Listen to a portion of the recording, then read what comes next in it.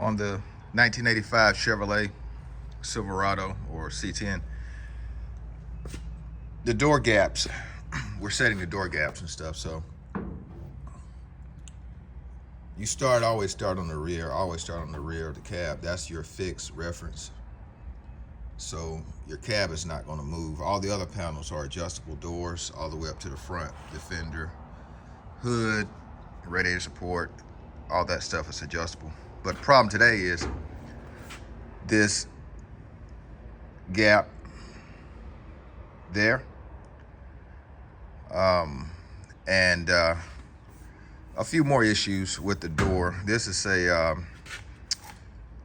reproduction door, so I mean it's hit and miss with these parts. Some of them fit, some of them don't. The factory door fitted good, but we needed to do some rust repair, and we just thought it would be easier or less work to just get a remanufactured door.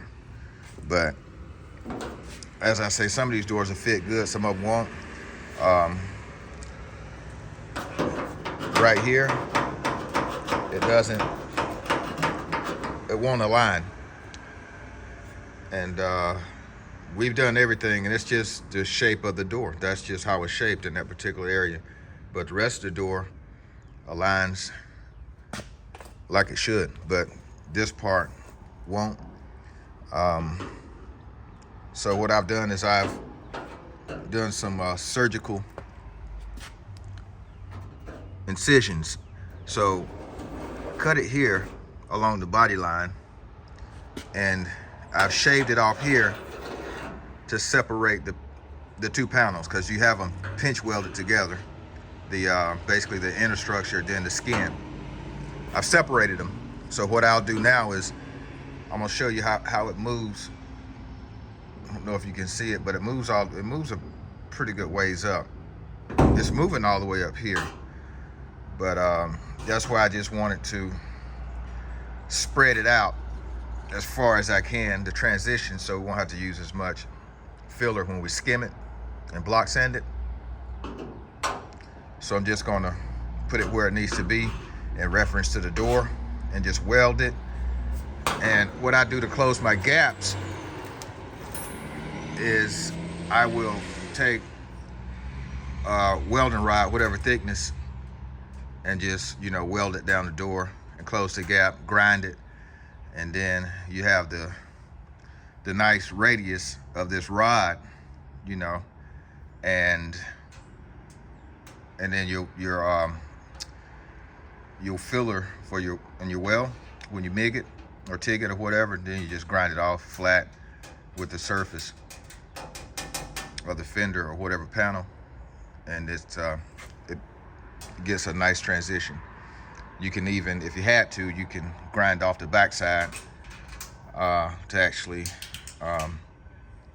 adjust your gap, with a grinder, if you go down through there and just grind it off or whatever. But that's what we're gonna work on now.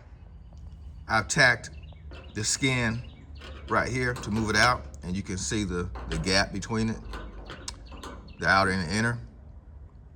And just that one tack is holding it off. And you can see the gap down here, but that's about the distance that I need. So what I'll do is I'll just place the wedge in there and just tack it, in several places, just to be sure it's gonna hold. Then I'll go ahead and just weld me a bead, weld that seam back up that I slit. And now that should take care of it. This here, run my hand across it, and you can look down it. There are no wavy spots or anything, so it's just a nice smooth transition. You can transition your doors. Usually on Chevrolets, especially the older ones like the Tri-5s and others, the doors, what they call dive in. And they'll do just like this screwdriver is doing, the way it's bent, but not such, transition like that. But use this for illustration. It'll just dive in when it approaches the gap on both panels. And so this is also a way to panel match if you don't want, if you want everything what they call laser straight and not dive in and dive back out. Like for instance, if you were to take something similar, and this is just a welding filler wire, similar to like a straight edge, and put it there. Let me focus in. And you shouldn't see any daylight, you know. But a panel that dives in, you would see daylight between those two, depending on how far they dove in. When you're setting your gaps or the panel fitment, make sure the door is up against the reference and it's not going to click, click, click and move. I've placed a glove in the door. It's not a very thick glove, but just enough to keep it from, you know, going back and forth on the catch where the latch is. Because when you put your weather stripping in there, it's going to be very tight, about like it is now, and you won't get any movement in the door. So make sure you don't get any movement, because a little bit of movement back here, it will amplify, you know, up here. It's just geometry. So make sure you're all set back there first. I'm more than halfway down with the tacks. I want to show you this part of the process. I got the filler wire between the two panels that I split, and it just happens to be the right thickness. And so as you go down, if you're using a MIG welder, you can use one hand to hold and then in one hand to weld. And I was just adjusting it out, putting on the rod to make it contour to the door panel, to get it matched up to the door. So this rod is actually between the two skins, or between the skin and the inner panel. To close the gap up, I'll just take another welding rod and just weld it to the outer edge to close the gap up and grind it off.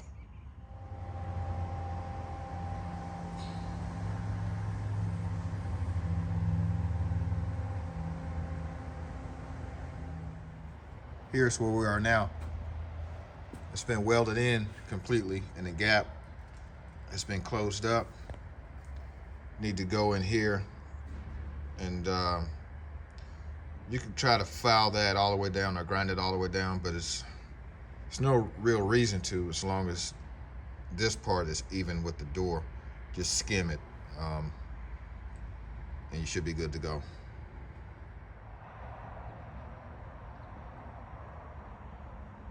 Now that the truck is in primer, you can see the gap a lot better. So it's a nice gap. We might adjust it a little bit, but for the most part, that's it. The main objective for this video was to show you how to actually panel match it. So I had to slice this and bring it out. So it panel matched out very nicely. So we'll go ahead and go to the rest of the body work. If you want to catch more videos, go ahead and hit the subscribe button. Go ahead and subscribe to my channel and the notification so you get the videos as they are published. And give me a thumbs up if you like this video, and I look forward to seeing you on the next video. Thanks for watching.